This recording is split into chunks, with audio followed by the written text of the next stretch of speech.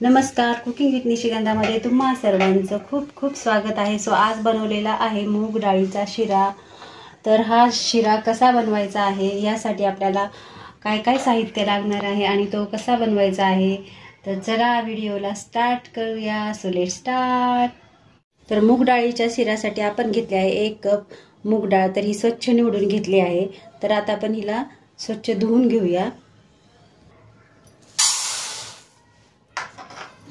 तर आपण 2 वेळेस पाणी टाकून हे स्वच्छ डाळणी जी आहे ती स्वच्छ धुवून घ्यायची, चोळून घ्यायची ही।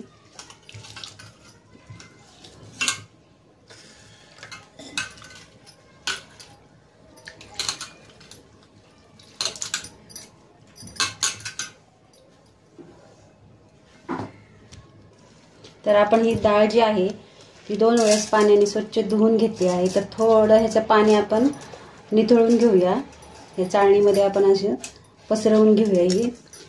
तर आपण हा मूग डाळीचा जो शिरा आहे, शिरा म्हणू शकता, हलवा म्हणू शकता, तर आपण हे भिजत न ठेवता या पद्धतीने करणार आहोत। तर तुम्ही शेवटपर्यंत हा व्हिडिओ पहा।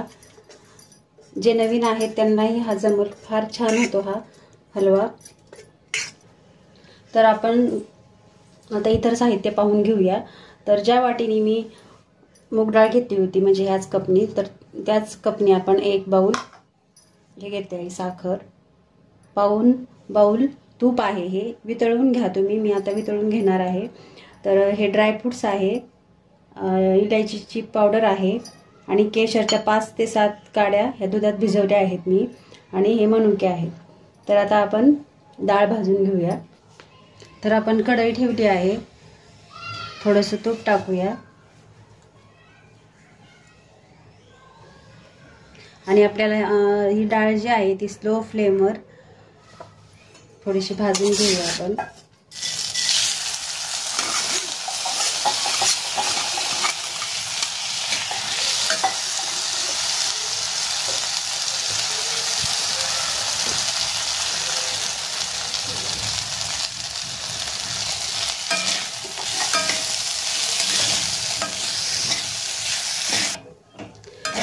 तर मीडियम फ्लेम केली आहे आपण आता गॅसची। तर आपण डाळ ही व्यवस्थित कोरडी करून घ्यायची आहे आपल्याला, फार वेळ नाही ह्याला आपल्याला भाजत बसायचं। जर तुमच्याकडे वेळ असेल तर तुम्ही एक अर्धा तास तुम्ही अशी फॅन खाली सुकवून घेऊ शकता, म्हणजे पटकन भाजले जाते। ही जास्त उभी असल्यामुळे थोडा वेळ लागतो हिला। तुम्ही पाहू शकता आपली जी डाळ जी आहे ती अशी मोकळी मोकळी झाली आहे, पहा कोरडी झाली आता पूर्ण, आणि छान अशी भाजली आहे आता। तर आपण आता गॅस बंद करूया आणि पूर्ण थंड झाल्यावर हे आपल्याला ह्याचं मिक्सरमधून जाडसर रवा जसा असतो तसा आपल्याला ह्याचं पावडर बनवायची आहे डाळीची। तर एका प्लेटमध्ये आपल्याला ही भाजून घेतलेली डाळ जी आहे थंड करायसाठी ठेवूया, आणि थंड झाल्यावर ह्याची जाडसर रवा आपण मिक्सरमधून काढून घेऊया। सो आपली जी डाळ आहे तर तुम्ही पाहू शकता पूर्ण अशी थंड झालेली आहे। तर आता आपण हिचे मिक्सरमधून बारीकशी पावडर करूया। तर फार बारीक करायचं नाही याला, आणि फास्टही आपला मिक्सर जो आहे तो थांबत थांबत फिरवायचा आहे।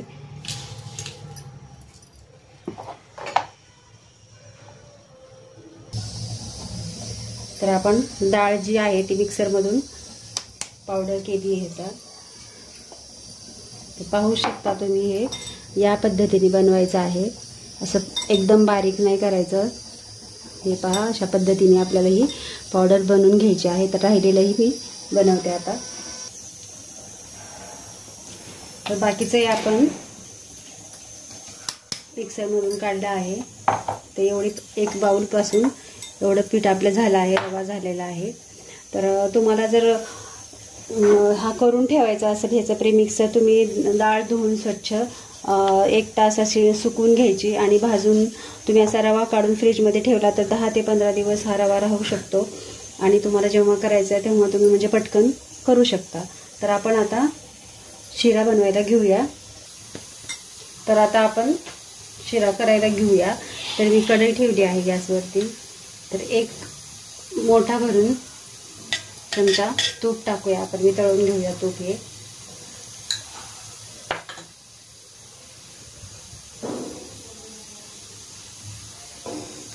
तर आपण आता हे मिक्सरमध्ये बारीक केलेले मुगाच्या डाळीची पावडर आता टाकून घेऊया आणि हे भाजून घेऊया. तर स्लो फ्लेमवरच आपल्याला हे भाजून घ्यायचं आहे, फास्ट फ्लेम करायची नाही. हे सगळ्या गुठळ्या ज्या आहेत त्या फोडून घ्यायच्या आहेत. तर आपण तूप जे आहे एकदम डायरेक्ट नाही टाकायचं, हे थोडं थोडं थोडं एक एक चमचा करत टाकायचं आहे.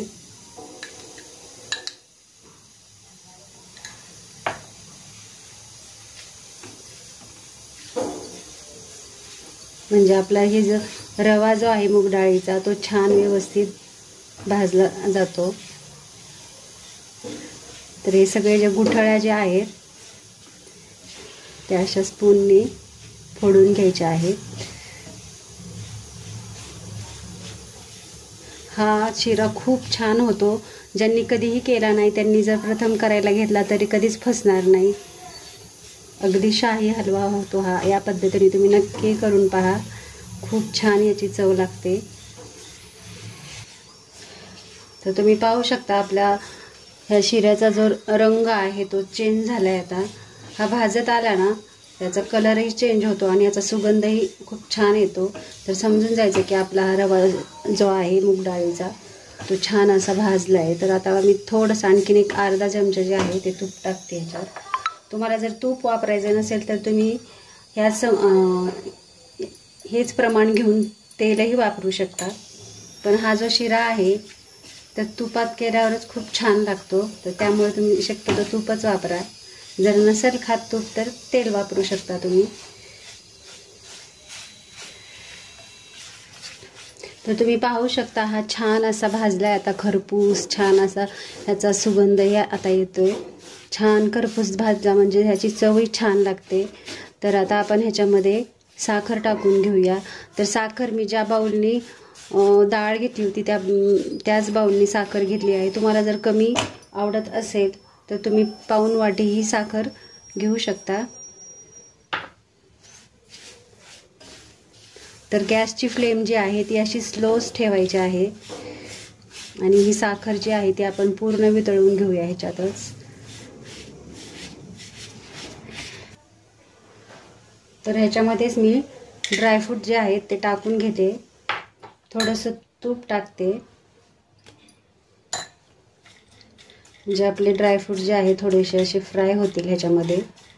आणि मनुके जे आहेत मी ते नंतर टाकणार आहे, कारण मनुके जे आहे ते पटकन फुगतात आणि फुटण्याची शक्यता असते मनुक्यांना. तर तोंडावरही उडू शकतो, त्यामुळे आपण मनुके हे नंतर घालूया. तर एक 5 मिनिट ह्याला असं आपण परतवून घेऊया. तर मी 1 वाटी दूध घेतलं आहे, साई सकट दूध घेतलं आहे. हे पहा, साय घेतली आहे भरपूर. तर आपण हे सगळं दूध टाकून घेऊया.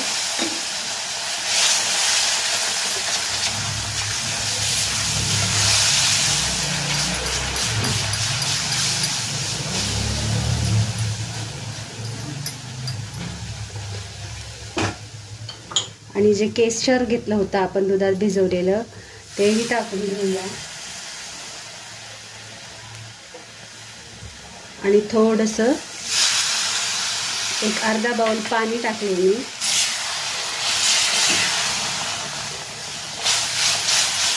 म्हणजे आपला जो शिरा आहे तो व्यवस्थित शिजेल.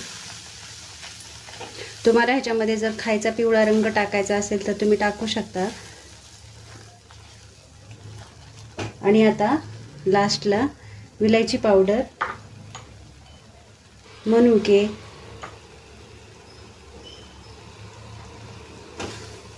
ते पण छान असं मिक्स करून घेऊया.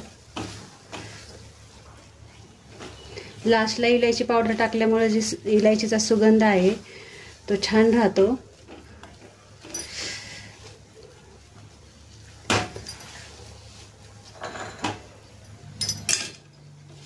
तर आता हे छान असं मिक्स करूया आपण.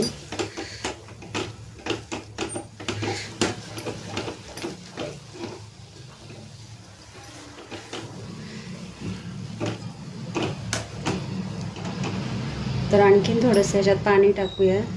तर पाणी हे त्या डाळीवर अवलंबून असतं की किती प्रमाणात शोषले जातं.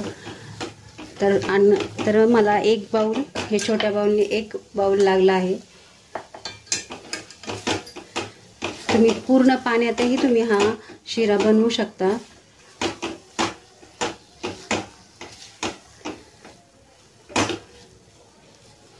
किंवा दुधाऐवजी तुम्ही खवाही वापरू शकता.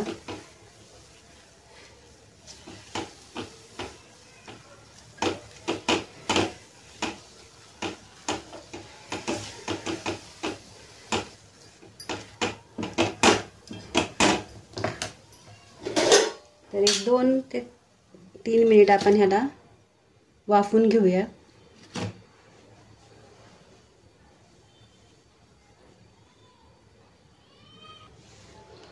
तर आता आपण 2 ते 3 मिनिटांनी हे पाहूया. छान आपला शिरा झालेला आहे. तर आता हे सर्व करून घेऊया. सो झाला आहे आपला मूग डाळीचा शिरा हलवा. तर तुम्हाला कसा वाटला नक्की सांगा, नक्की करून पहा. तर भेटूया अशाच छानशा नवीन रेसिपीसह. तोपर्यंत बाय बाय.